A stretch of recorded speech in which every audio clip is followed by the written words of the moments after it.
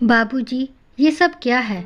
आप drawing room में भी अपनी दवाइयाँ फैला देते हैं। आपका कमरा छोटा पड़ जाता है क्या? कभी कोई आए तो क्या कहेगा? किसी मेहमान के लिए बैठने की जगह तो छोड़ दीजिए। अपनी बहू की कर्कश आवाज़ सुनकर सुनील जी की तंद्रा टूटी तो वो घबराकर जल्दी जल्दी अपनी दवाइयाँ समेटने लगे। अरे बहू, यही बैठा था, इसीलिए कमरे में जाता तो लेकर जाता, मैं हटा देता हूँ। सपना, तुम्हारी हिम्मत कैसे हुई बाबूजी से ऐसे बात करने की? वे कहीं भी कैसे भी रह सकते हैं, कुछ भी कहीं भी रख सकते हैं। आइंदा उनसे ऐसे बात की तो ठीक नहीं होगा। कुलदीप ने आंखें लाल करते हुए डांटा तो सपना सहम सी गई और सीधे अपने कमरे में चली गई। सुनील जी ने बेटे के मन में अपने लिए सम्मान और प्यार देकर कुछ पल पहले बहू के शब्दों से जो भाव मिले थे वो बेटे के व्यवहार से मिट गए। दिल को सुकून मिला कि उनका बुढ़ापा अच्छे से ही गुजरेगा। कुछ देर बाद कामना जी मंदिर से लौटी और कमरे में आई तो सुनील जी के चेहरे पर मुस्कान देख पूछ बैठी, क्या हुआ जी? मैं नहीं थी। बहुत मुस्कुरा रहे हो, क्या बात है? क्या पा लिया आज जो इतनी राहत भरी मुस्कान है चेहरे पर? कामना, माँ बाप को क्या चाहिए? बच्चों से प्यार और सम्मान, बस वही मिला है आज मुझे। फिर सारी बात बता दी उन्होंने कामना जी को। मेरा बेटा है ही ऐसा, वो हम दोनों को बहुत प्यार करता है। कितने दिनों से गांव में देवर जी बुला रहे हैं, लेकिन अपने बेटे का प्यार है जो हमारे पांव बांधे रखा है। हालांकि देवर जी भी हमारे बेटे ही हैं, उनको बच्चों जैसा ही पाला है और विमल का भी हमसे निस्वार्थ प्रेम किसी से छुपा नहीं है जी। कुलदीप से कहकर कहीं चलेंगे, मुझे भी गांव की और विमल की बड़ी याद आ रही है। हाँ कामना, चलेंगे। विमल का आज ही फ़ोन आया था, भैया कहते ही बिलक पड़ा। उसे कहा भी कि कुछ दिनों के लिए गांव आऊँगा। वैसे भी विमल का बेटा हुआ था तब हम गांव गए थे और कुछ ही दिनों में वो अपनी फैक्ट्री का मुहूर्त करने वाला है, तो जाना ही होगा। ऐसा करो, कुलदीप से कहकर टिकट कर लो, चलते हैं गांव। हाँ जी, अभी जाती हूँ। उत्साहित होकर बेटे के कमरे की तरफ बढ़ी कामना जी। दरवाजे पर पहुंची तो बेटे बहू में बहस हो रही थी, सुनकर रुक गई। मुड़ने को ही थी कि कुलदीप ने ऐसा कुछ कहा जिसे सुनकर कामना जी को विश्वास नहीं हो रहा था। सपना, तुम क्यों नहीं समझती? पापा की पेंशन आती है, वो हमारे साथ हैं तो डबल पैसा घर में आ रहा है। उनका खर्चा ही क्या है, बाकी सारा पैसा घर में खर्च होता है। हम अपनी अच्छी लाइफ जी रहे हैं। कम से कम इतना सोचो। मैं भी जानता हूँ मम्मी और पापा की वजह से तुम्हें बहुत परेशानी होती है, मुझे भी होती है, लेकिन उनका पैसा है तो उनका कुछ नहीं बिगड़ेगा। विमल चाचा तो उन्हें रोज़ अपने पास बुलाते हैं, उनके पास हमेशा ज़्यादा संसाधन है, लेकिन उसके बाद हमारा क्या होगा सोचो। 40,000 कम नहीं होते। हाँ पतिदेव, ये तो तुमने बहुत बार समझाया है, लेकिन क्या करूं, उनके साथ रहने में कितनी परेशानी होती है। मेरे दोस्तों को देखो, सब फ्री लाइफ जी रहे हैं, लेकिन छोड़ो, बस थोड़ा शांत रहा करो। मुझे कौन सा उनका रोक टोक पसंद आता है। पैसे वाला मामला ना होता तो कब का भेज दिया होता उन्हें गाँव।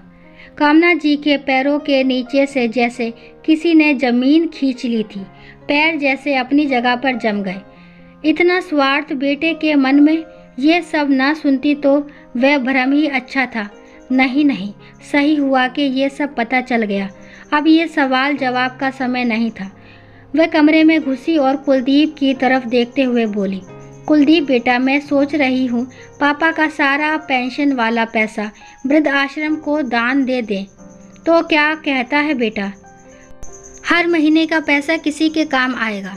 हमारा क्या है, हमारे लिए तो तू ही है, मम्मी हैं आप, होश में तो हैं। इतना सारा पैसा दान में, और उसके बाद का सोचा है मैं कैसे रह पाऊँगा? बेटे की बात सुनकर कामना जी मुस्कुराने लगी। उस मुस्कुराहट के पीछे इतना दर्द था कि उनका हृदय छलनी हुआ जा रहा था। अपने बेटे को बहुत मजबूती से संभालते हुए बोली, बेटा होश आ गया है मुझे। पापा की पेंशन के लिए तुम हमें बर्दाश्त करते हो, सुन लिया मैंने, और पालने की बात कर रहे हो जब तुम सिर्फ मेरी 2 हथेलियों में समा जाते थे, जब मेरे दूध के कतरे पर जिंदा थे। उस समय मैं स्वार्थी हो जाती तो तुम यहाँ नहीं होते। पापा ने अपनी सारी ज़रूरतों को छोड़ दिया, अपने सारे शौक तुम्हारी बढ़ती ज़रूरतों के सुपुर्द कर दिए। अगर वो उस समय स्वार्थी हो जाते तो सोचो क्या होता। मम्मी आप गलत समझ रही हैं। मैं तो कुलदीप के मुंह से शब्द नहीं निकले। वह हकलाने लगा, नहीं बेटा, मैंने सब सही समझा। अच्छा सुनो, हम कल गांव जा रहे हैं, गाड़ी लेकर जाएंगे। तुम्हारा खरीदा हुआ नहीं है, लेकिन कहोगे तो भेज देंगे। हम अभी भी माँ बाप हैं, कोशिश करेंगे अभी भी तुम्हारा पालन पोषण करते रहें, लेकिन अब ऐसे नहीं। तुम सामने से कहना तो हम सोचेंगे, और हाँ, अब हम गांव में ही रहेंगे। बिमल बहुत दिन से बुला रहा है, उसके लिए ही तुमसे कहने आई थी, लेकिन यहाँ आकर होश आया। तो हमेशा खुश रहो। आज भी माँ का मन यही प्रार्थना करेगा ईश्वर से।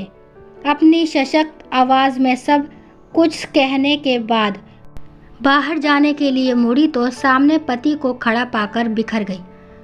उनके सीने से चिपक कर रो पड़ी। ना रोकना जी, बच्चे स्वार्थी हो सकते हैं, माँ बाप नहीं। अच्छा हुआ सच्चाई का पता चल गया। हमें पता ही नहीं था कि हमारा बेटा पैसे के लिए हमारे साथ है। चलिए कल ही गांव चलते हैं। कुलदीप कोशिश करेंगे तुम्हारे पास वापस ना आए। और हाँ, पेंशन का आधा पैसा भेजूंगा तुम्हारे पास, इसलिए कि कहीं तुम्हारे औलाद को पालने के समय तुम्हें एक पिता का फर्ज याद रहे, कहीं तुम अपना स्वार्थ वहाँ ना दिखा दो। कहते हुए सुनील जी के चेहरे पर गहरी लकीरें खिंच गई। कुछ ही पलों में वहाँ दुनिया के सबसे कमज़ोर इंसान लगने लगे। पापा प्लीज़ मुझे माफ़ कर दीजिए, मुझसे गलती हो गई, कहते हुए कुलदीप ने सिर झुका लिया। लेकिन माँ पापा ने एक बार मुड़कर देखा भी नहीं। आज माता पिता के विश्वास की डोर टूटी थी। दूसरे दिन कुलदीप कहता रह गया, लेकिन दोनों ने एक नहीं सुनी। सारा सामान गाड़ी में डाला और अपने साथ सम्मान की गठरी लेकर निकल पड़े अपने गांव, अपनी मिट्टी की तरफ। कम से कम इतना तो था कि जीवन सम्मान से गुजर सके, आंखों में उम्मीद और जीवन की नई लो लेकर। जीवन थोड़ा मुश्किल होगा, लेकिन भ्रम के आचरण से छुपा हुआ नहीं होगा। दोस्तों, आशा करती हूँ ये कहानी आपको ज़रूर पसंद आई होगी। अगर ये कहानी पसंद आती है तो प्लीज़ मेरे चैनल को लाइक शेयर सब्सक्राइब करना ना भूलें, और इस कहानी के बारे में आपके जो भी विचार हैं कमेंट बॉक्स में ज़रूर बताएं। कहानी को लास्ट तक सुनने के लिए थैंक यू। राम राम, राधे राधे।